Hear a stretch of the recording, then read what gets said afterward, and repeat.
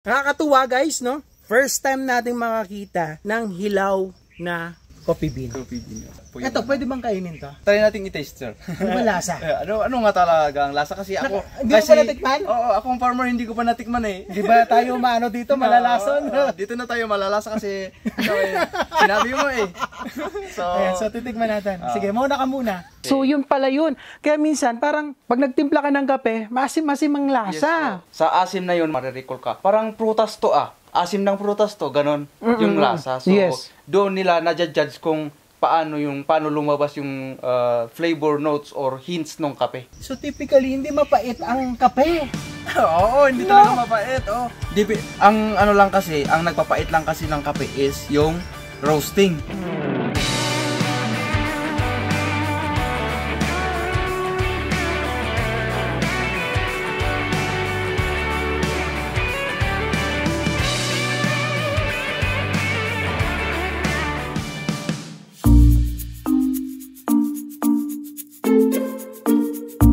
Ito po is Typica varietal. Ito bronze po yung Bale, ito yung tinatanggal namin. Ito ay water sprout. Ito yung mang-agaw ng nutrient ng fruiting branches ng kape. Kasi dito lahat mapupunta yung nutrient na inumin ng puno niya. Hindi na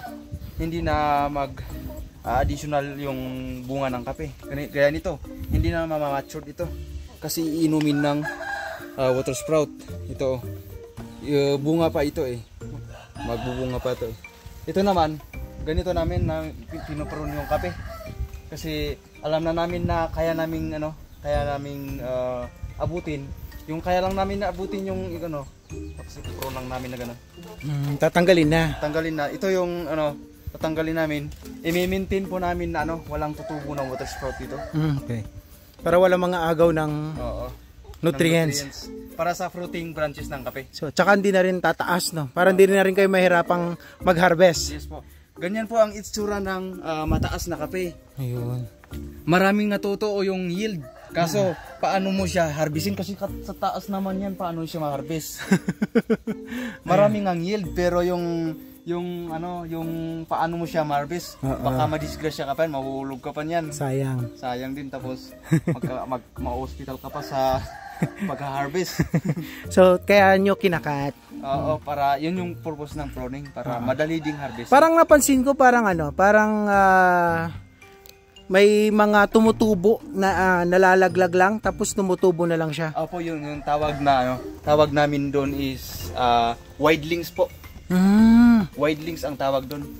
So, hindi po siya, pag doon ka kukuha ng isisidling mo, hindi po siya parang hindi po maganda yung yield pag yun doon ka kukuha, kasi hindi po napili yung pagka-proseso ng pagkuha mo ng seedling. Yes, so parang seedlings, widelings, kasi nasa wide lang siya, no? Parang nalaglag yung buto, tumubo na siya. Yes po. Kaya kasi ang ganito ganito sana ang gagawin namin pag pili ng seedling eh. Dito kasi ang sabi nila kasi hindi pa ako nagsiseminar ng seedling na yan. Ang sabi nila dito banda, parang ang kinain lahat dito is more on yung masasarap na nutrients nandiyan. Oo. Pero pag dito banda, medyo wala na yung nutrients, so hindi magandang pagkunan ng seedling, hindi din maganda pagkunan ng seedling. Kasi ito nga medyo develop, pero dito banda medyo develop nga, pero sobra naman yung kinain. Hindi mo alam yung ibubunga niya, baka hindi naman maganda. So dito kami kumuha banda.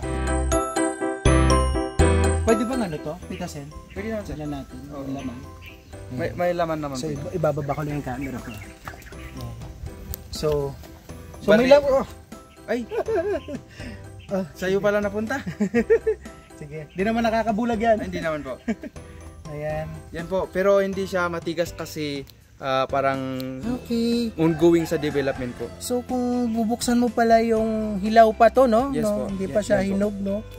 Ayun. So ito pala yung beans na pinagmumulan ng kape.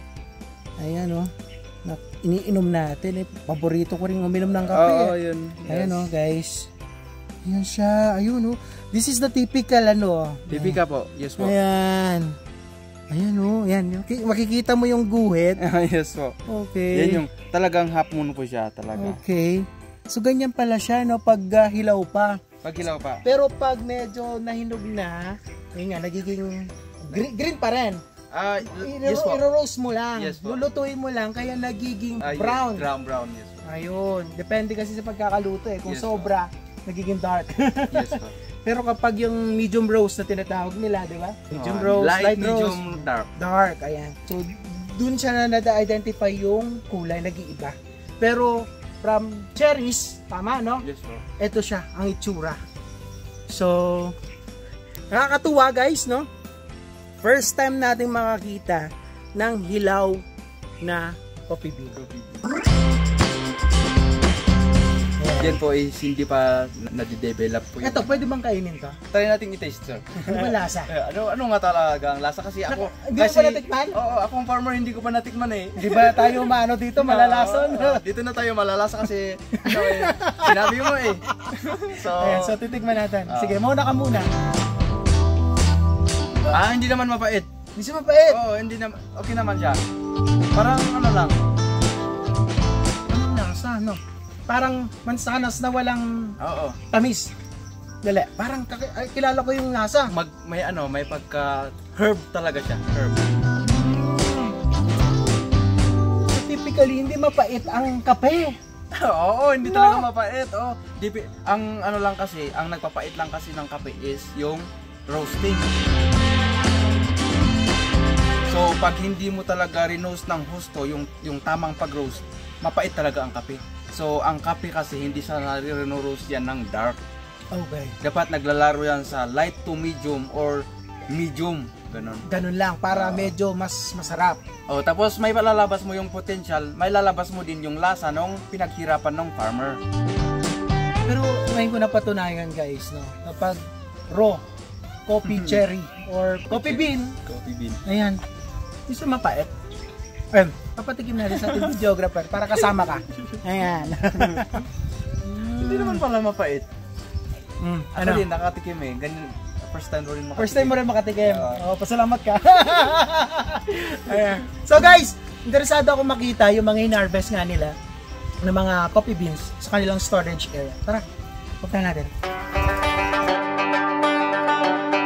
Alright, mga ka-video, pagkatapos nating puntahan ang taniman ng kanilang kape, saan naman tayo pupunta ngayon, sir?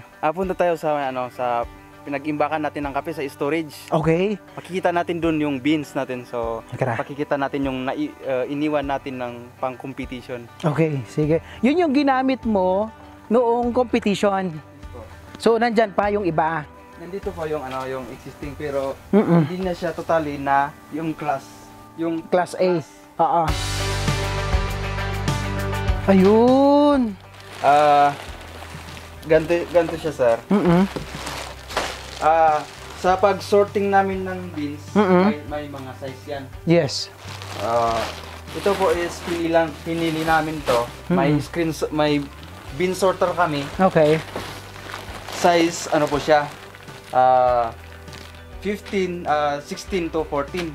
Ano yung 16 to 14 na yun? Medyo maliliit na po siya. Millimeter? Ano ba yan? Anong panukat doon? Millimeter po. Ganun siya. So 16 to 14. Okay. Ay, baliktad ata. 18. Ay, oo, 16 to 14 talaga. Okay, sige. Tama siya. Okay. Ganito po yung aroma, fragrance niya pag sa naturals na process. Okay. Pwede bang hawak-hawakan yan? Pwede na. Okay. Para siyang hinog na banana. Oo nga, no? Dito mo sa... Dito natin. Ganun natin para lumitaw yung... Tama. Hinog na banana. Alam niyo yung yung medyo paano na siya? Tawag nun? Yung sobrang lambot na banana. Oo. Yun yung amoy nito. So medyo maasim. No? Maasim talaga. Okay, so yun pala yun. Kaya minsan parang pag nagtimpla ka ng kape, maasim-maasim ang lasa. Yes, okay. Yan po yung specialty. Maasim talaga po ang specialty na kape. Pero yung sabi mo, sir, na maasim, sa likod ng asim na yon, anong prutas yun nung may asim na nun? Ganon yun po yung paano mo siya matitikman yung kape. So, Okay. sa asim na yun, may mariremind ka or marirecall ka. Parang prutas to asim ng prutas to, ganon yung lasa. So, Yes. doon nila na-judge kung paano lumabas yung flavor notes or hints ng kape. Sa asim na nun. So yun yung ginagawa mo, yun yung specialty mo. Yes po. Yun yung sekreto mo. Yun po is dahilan ng fermentation. Fermentation process po. Okay. Sige, Yung sabi ko kanina, sir, na smell like banana, hindi po natin nilagyan ng banana yan. Sa fermentation techniques din po. Okay. So fermentation, ito na yung fermentation process ninyo. Binabalot nyo siya, tama ba? Mula nung harvest, pagkatapos ng harvest, doon na namin ipa-ferment. Gagawin na namin parang yung ginagawa ng mga gumagawa ng wine. Okay. Ipa-ferment nila. Tapos after ma-observe mo yung microbes na kung ubos na or wala na silang kakainin, pwede mo nang ibilad. Okay. So para matanggal na yung moisture niya. Oo, para matanggal mo na yung Drying. para ma-dry na siya. Drying na. So ito na dry na to. Na-dry na po ito. Ready for roasting na ito. Yes po. Tama ba? Yes po. Okay. So galing guys. So kanina natikman nga natin yung hilaw Yes po. na kape. Green. So ito medyo yung pagka-green niya, medyo pa-brown-brown na siya. Ngayon, nakatikim ka na ba ng ganito? Tikman mo na. Nakatikim na ako. O anong lasa? Medyo ano lang to, matigas. Matigas na siya. Kanina kasi medyo malambot pa, no? So ito medyo may pait na. Matigas. Hindi kaya yung ngipin ko. Matigas na. Matigas. Hindi ka. Sorry. Hindi kaya ng ngipin ko. Bakit? Ba't sobrang tigas na siya?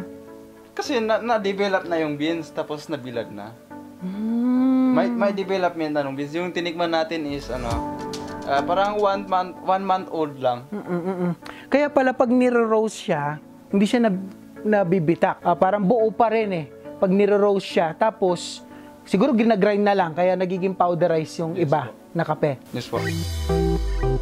Ito yung mga natira doon sa ginamit mo sa competition. Yan po is Ilang kilo daw? Marang mga 10 more than kilos po. 10. mga ano pa to. Ako, mahal yan. Ito po yung size 18 natin. So, ito naman yung size na, parang size na kinumpit natin. Mga Dami. size 17 to 18. Okay yun, 14 to 16. Oo. O 16, 14. Ito, mas malalaki na. Mas lalaki na po. Ito, parehas lang ba yan? Parehas lang po. Pero sa size lang. Sa size lang po. Okay. Pero ang ano lang dito is pag i-roast man, may difference sa taste at sa lasa dito sa maliliit, sa malalaki at sa malalaki. Bakit? Siguro yung mas marami yung nainom nitong nutrient kaya malalaki. Ito maliliit, siguro nakapos. Tama nga naman, no? Hindi pinagatas. Oo, pinagatas. So ito yung mga cherries kanina. Oo. So, ito cherries pa rin, hindi pa natin masasabing coffee bean. Hindi po, cherries po rin yan. Cherries pa rin. Magiging coffee bean na lang siya pag nawala na yung balat. Yes po. Okay. Yes po. Yan. Ibang process po. Oo. Ayun na siya, oh. Ito naman. Iba po naman to. So, iba yung aroma nito sa dyan. Fragrance ng ito. Guys, oh. So, ito na yung mga tinitignan natin kanina. So, kapag, ito na, ferment na to. Yes po. Fermented na siya. Fermented yan. Mostly, mga pinaprocess natin for fermented kasi for competition. Tapos for specialty enthusiasts. Okay. So, ito medyo malambot pa siya. Tapos yung beans po, yung kaya Pero yung beans niya, pinagat natin na medyo matigas din. oo, tingnan natin. Matigas. Matigas din eh. Matigas, sorry. Ayan. Yan po. Oo. Okay. Yan na siya, oh, guys. Yan pala siya, no? So, nakaka-amaze lang, no, mga kabidyo, yung proseso nila dito sa coffee farming. So, imagine that, tinanim nila, then naghintay sila ng ilang buwan, then Ilang taon. ilang taon. 3 taon. 3 taon para mamunga. Then, pag na-harvest na nila, so ito na yung nagiging produkto nila. Actually, sir, yung tatanim mo ng ilang taon, harvestin mo naman hanggang 10 years yun. Good for 10 years. Basta gawin mo lang yung pag-farm maintenance ng kape. So, okay na yun. Pag sinabi mo maintenance, tinatanggal mo yung mga unnecessary na leaves na, di ba? Mga pruning, siguro, pagbigay ng... Pero sa lawak nito, sir, nagagawa mo lahat yun. Hindi po. Kaya Ilan lang? Ina-after ko lang yung mga, yung mga napuprunan ko lang po. Yun yung nagbibigyan ko ng maraming yield po. Okay. So, yun na lang yung inaalagaan mo. Yes, po. Ayan. So, nalaman natin ngayon, no, mga ka-video, itong kanilang mga green coffee beans. Tama? Yes, po. Okay. So, this time, gusto ko nang matikman at excited na ako yung pinagmamalaking kape ni Sir Rudio na ginamit niya para manalo sa Philippine Coffee Quality Competition. Tara! Ang fragrance pag dry pa siya. Okay. Pag na-wet na po siya, aroma. Self-learning din. Hindi naman sa ganong expert pero parang advanced lang. Hindi natin ma-appreciate ang specialty kung mag-aasukal pa tayo. Masisira lang ang lasa ng kape natin.